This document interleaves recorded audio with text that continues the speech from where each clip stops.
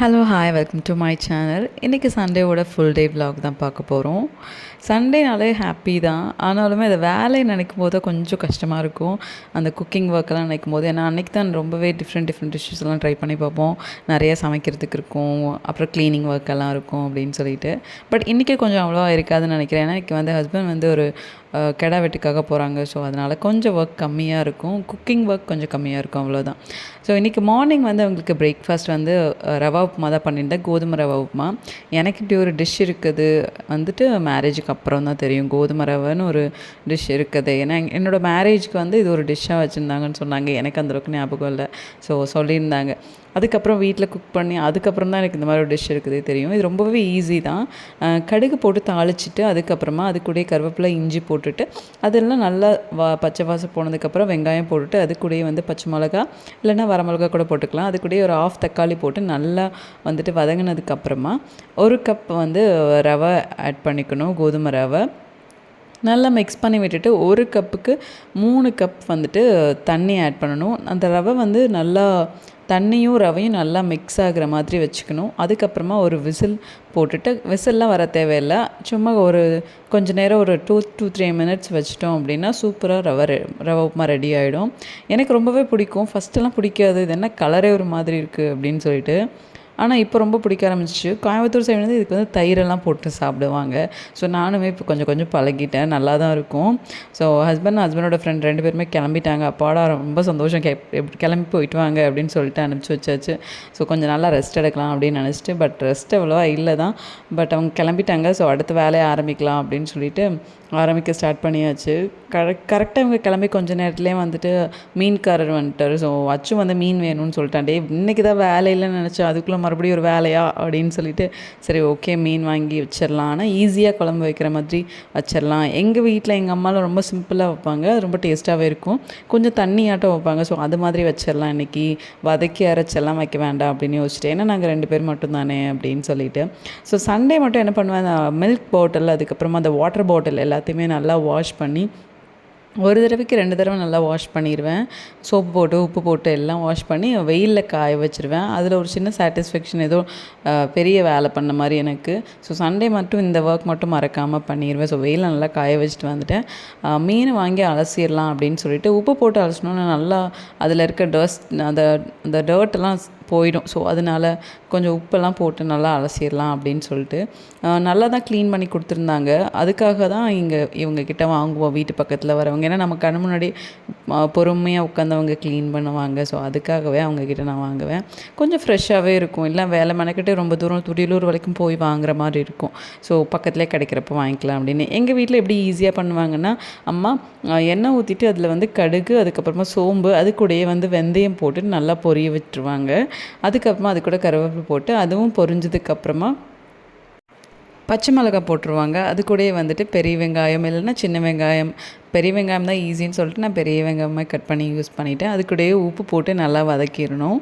ரொம்ப நல்லா வதங்கினதுக்கப்புறமா ஒரு 2 தக்காளி நல்லா குட்டி குட்டியாக ஃபைனாக சாப் பண்ணி அதையுமே ஆட் பண்ணிக்கணும். அது கூடயே வந்து மஞ்சள் தூள் ஆட் பண்ணிக்கணும். அப்போது வந்துட்டு சீக்கிரம் வந்து தக்காளி வந்து வெந்துடும். ஸோ அதனால் நல்லா மஞ்சள் தூள் ஆட் பண்ணிவிட்டு நல்லா கிளறி விடணும்.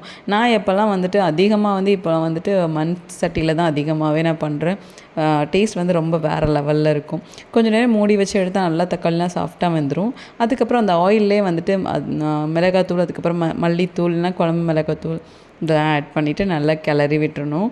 அதுக்கப்புறமா நம்ம ஊற வச்சுருக்கோம் இல்லையா, அந்த புளி தண்ணி எடுத்து அதில் ஆட் பண்ணிக்கணும்.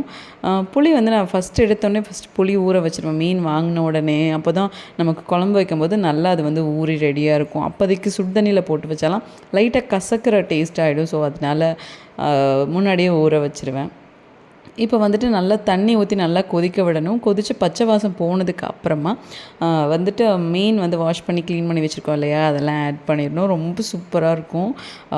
அந்த அடுத்த நாள்லாம் வந்துட்டு வச்சு சாப்பிடும்போது ரொம்ப சூப்பராக இருக்கும். 2 டேஸ் வரைக்கும் தாராளமாக வச்சு சாப்பிட்லாம். ஸோ சாப்பாடும் வடித்து விட்டு ரெடி பண்ணி எடுத்து வச்சுட்டேன்.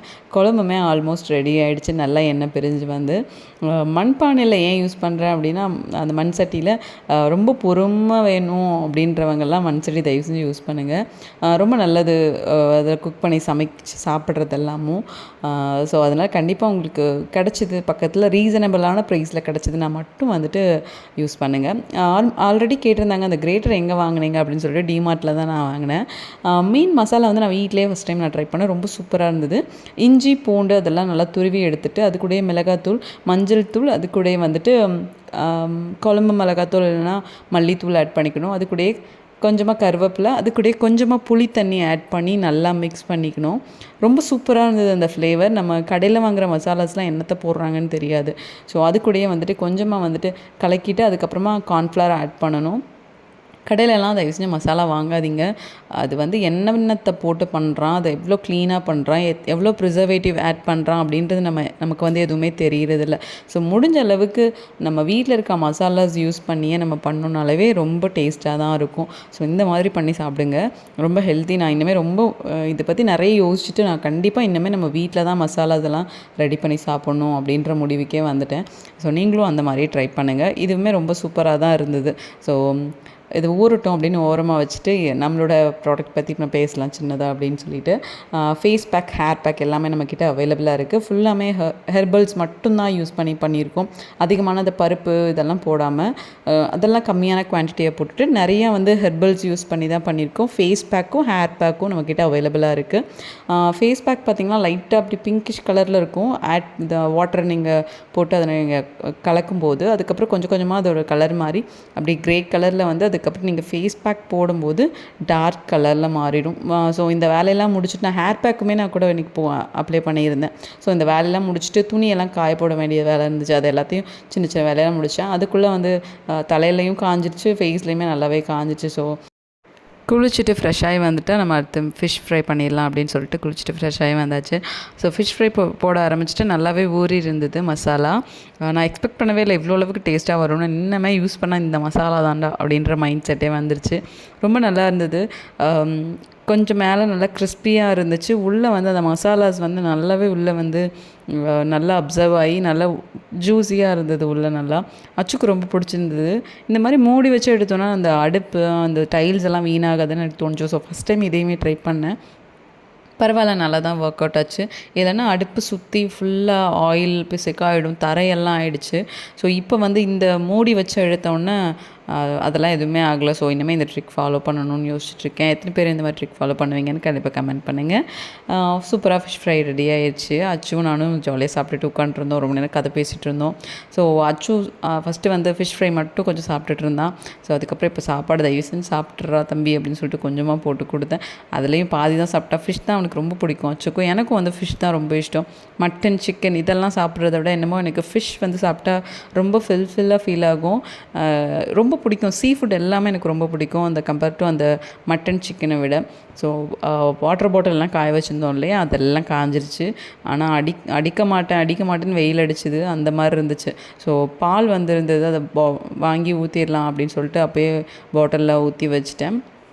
கையோட பாதி பால் காய்ச்சி வச்சிடலாம். ஸோ கெஸ்ட் வந்தாலும் வருவாங்க, இல்லைனா ஹஸ்பண்ட் வந்துட்டாலுமே டக்குன்னு அப்போதைக்கு காஃபி போட்டுக்கலாம் அப்படின்னு சொல்லிட்டு டிகாஷனும் போட்டு காஃபியும் கொஞ்சம் போட்டு நானும் குடிச்சிட்டு வச்சாச்சு. காஃபி வந்து ரொம்ப நாளாக டீ தான் யூஸ் பண்ணிட்டு இருந்தோம். ஸோ இப்போ காஃபிக்கு மாறி ஆயிடுச்சு.